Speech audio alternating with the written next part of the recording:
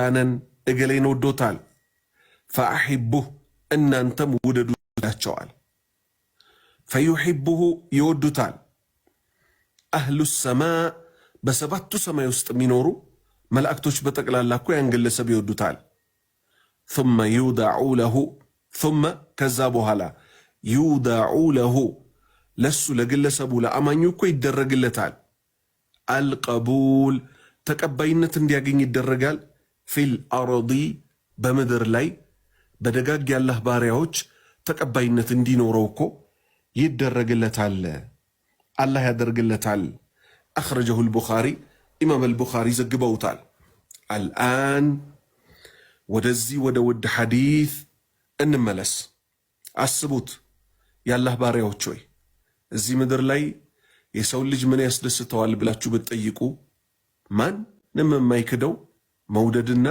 መወደድ ገንዘብ ሊኖርህ ይችላል አንተ ለምን ሚሊዮን ብር አይኖርህም ሚስት ካልወደደች አልወደደችህም ነው ነገር ግን ከነድህነትህ ከነምናምንህ ምትወድህ ምታከብርህ ሚስት ካለች አንተም እንደዛው ምትወዳት ከሆነ ያ ሰላም ምንኛ ያማረ ኑሮ ነው አይደል የሚኖረው ልብ በሉ ይሄ በማን ነው ብያችኋለሁ በፍጡራን ነው ፍጡራን እርስ በእርስ እንኗኗር በጣም ይጎዳን ነገር ምንድነው እኔ እኮ ወደዋለሁ እሱ እኮ አይወደኝም ኢላ አኺሪ የመሳሰለ ወሬ አይደል ወደ ሸሪዓው ስንመጣስ ጌታ አላሁ ሱብሓነሁ ወተዓላ የሚወዳቸው የሆኑ የደነገጋቸው ብዙ ስራዎች አሉ ምሳሌ ዛሬ ከወንጀል ልንመለስ ግድ ይለናል አላህ ከወንጀል ከሚመለሱት ሰዎች ያድርገንና አላህ ምን አለ ወላሁ ዩሂቡ አተዋቢን አላህ እኮ ንስሐ ገቢዎችን ይወዳቸዋል ወደሱ በጸጸት የሚመለሱትን ይወዳቸዋል አለ ስለዚህ ተውበት በእኛ ላይ ግድ ነው ሁለተኛ ወላሁ ዩሂቡል ሙቅሲጢን አላህ እኮ ፍትሃዊ የተባሉትን ሰዎች ይወዳቸዋል አለ ስለዚህ በሰዎች መካከል ስንፈርድ ላናዳላ ላላህ ስንል በትክክሉ ልንፈርድ ልክ እንደዚህ አላህ የደነገጋቸው ብዙ አይነት አምልኮዎች አሉ እነሱም በፈጸምን ቁጥር እሱም በወደድ ነው በከጀል ነው በፈራ ነው በተናነስንለት በለመን ነው በሱ መንገድ ላይ ቀጥ ባልን ቁጥር አላሁ ስብሓነሁ ወተዓላ በተራው ይወደናል የሱ ብቻ በቂ ነበር አይደለ ነብዩ ሰለላሁ ዐለይሂ ወሰለም ሰማይ ቤት ስላሉ መላእክቶች ብዛትና ቁጥር ምን ሊሆን እንደሚችል ተናገሩ ሰባተኛው ሰማይ ላይ በይተል ማዕሙር የሚባል ቤት አለ አሉ ኢብራሂም አለይሂ ሰላም ተደግፈው ታየሁ አሉ መቼ ለይለተል ኢስራ ወል ሚዕራጅ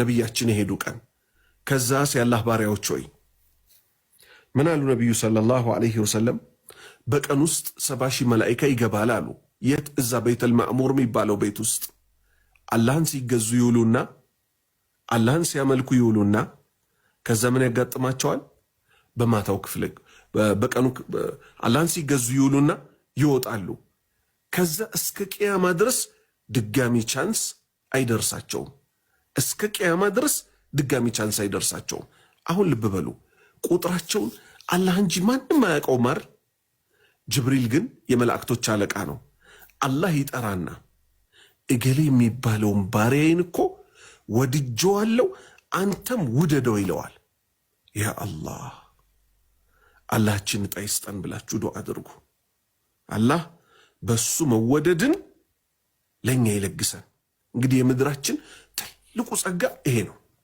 በሱ ተወዶ መኖር ይሄው ነብዩ ምን አሉ ሰለላሁ ዐለይሂ ወሰለም ኢዛ አሐበ አላህ በወደደ ጊዜ አልዓብድ አንድን ባሪያ አሁን ጥያቄው ምንድነው እኛ አላህ የሚወደውን ስራ እየሰራን ነው ወይ ነው ወይንስ ሐዲሱ እዚህ ጋር ተቆርጦ መጥቶ ነው አላህ አንድን ባሪያ ሲጠራው ጅብሪልን ይጠራዋል አሁንም አላህ አንድን ባሪያ ሲጠላው ባሪያ ወንጀል ላይ ተጨማልቆ ያላህ ቁጣ ጋር በደረሰበት ሰዓት ጅብሪልን ይጠራዋል ልክ አማኙን ሲወደው ጅብሪልን እንደሚጠራው ማለት ነው ከዛ አላህ ምን ይለዋል ኢነላህ ዩሂቡ ፉላንን አላህ እኮ እገሌን ወዶታል ይለዋል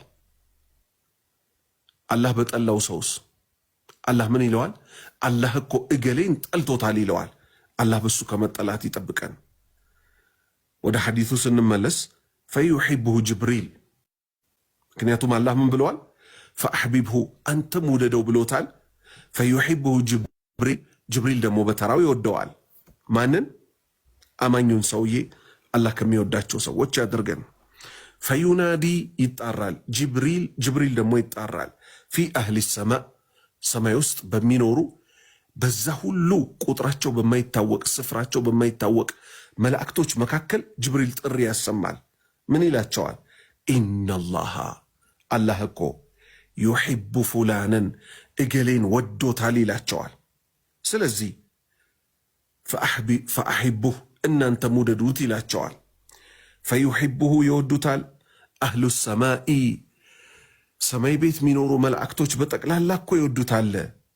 ثم ከዛ በኋላ ይውዳዑ ይደረግለታል፣ ለሁ ለዚህ ግለሰብ አላህ ለወደደው ጅብሪል ለወደደው መላእክቶቹ ሁሉ ለወደዱት እኮ ይደረግለታል።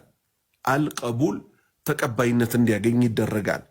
ፊል አርዲ ምድር ላይ ባሉ በአማኞች አላህን ፈሪ በሆኑ ሰዎች ይህ ግለሰብ ተቀባይነት እንዲኖረው አላህ ያስደርግለታል።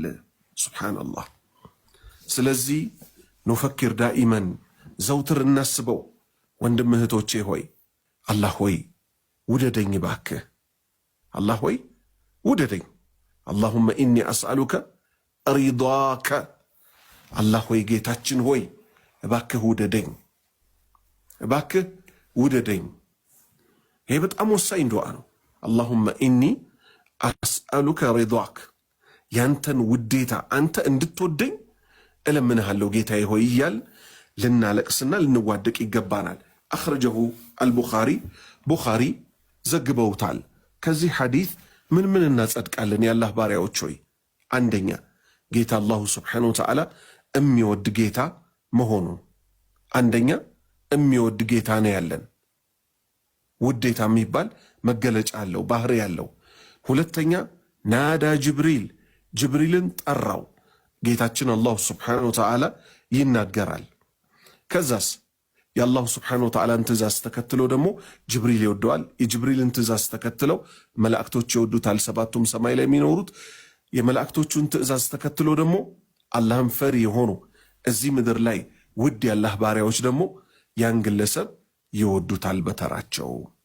25ኛ ሐዲት عن أبي سعيد الخضري رضي الله عنه قال النبي صلى الله عليه وسلم إن الله يقول لأهل الجنة يا أهل الجنة فيقولون لبيك ربنا وسعديك والخير في يديك فيقول هل رضيتم فيقولون وما لنا لا نرضى يا رب وقد أعطيتنا ما لم تعطي أحدا من خلقك فيقول ألا أعطيكم أفضل من ذلك فيقولون يا رب وأي شيء أفضل من ذلك فيقول أحل عليكم رضواني فلا أسخط عليكم بعده أبدا أخرجه البخاري.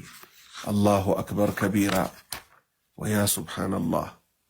والله النزيد القصوج እኔም ባላህ ፍቃድ ኢንሻአላህ ቃል በቃል ቀስ እያረኩ ለሁላችንም እንዲገባ አድርጌ እንማማራለን።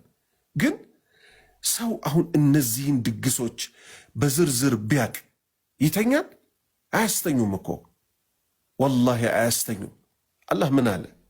ጀነት ውስጥ ስለሚበሉ ስለሚጠጡ ነገሮች ጠቀሰና ፈሊዛሊከ ለዚህም ሲባል ፈልየተናፈሲል ሙተናፊሱን ተሽቀዳዳሚዎች እኮ ይሽቀዳደሙ አለ። 24ኛ ሐዲት ላይ መቼም ያየነው ምን ነበረ? አንድ ባሪያ እዚህ ምድር ላይ በአላህ ሊወደድ እንደሚችል አይደል? አሁን ደግሞ በአላህ ፍቃድ ምን እናያለን?